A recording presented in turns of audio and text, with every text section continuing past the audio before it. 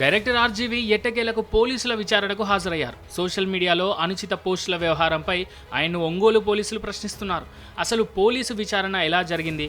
RGV ఎలాంటి answer ఇచ్చాడు? ఇక విచారణలో భాగంగా ఒంగోలు పోలీస్ స్టేషన్కు వెళ్లిన రామ్ గోపాల్ వర్మపై 50కి పైగా ప్రశ్నలు సంధించారట పోలీసులు.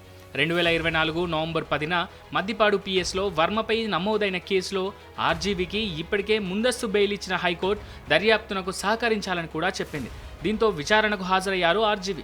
అయితే అంతకుముందు ఆర్జీవీకి ఒంగోలు శివారులో వైసీపీ నేతలు చెవిరెడ్డి, బూచేపల్లి శివప్రసాద్ రెడ్డి స్వాగతం పలకడం అంతటా హాట్ టాపిక్ అవుతోంది.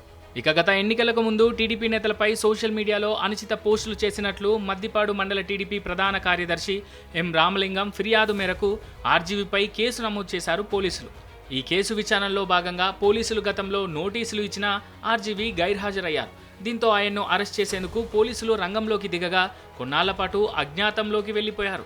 అదే సమయంలో తనపై పోలీసులు అన్యాయంగా కేసు నమోదు చేశారని సదరు ఎఫ్ఐఆర్ను కొట్టివేయాలంటూ హైకోర్టులో క్వాష్ పిటిషన్ దాఖలు చేశారు.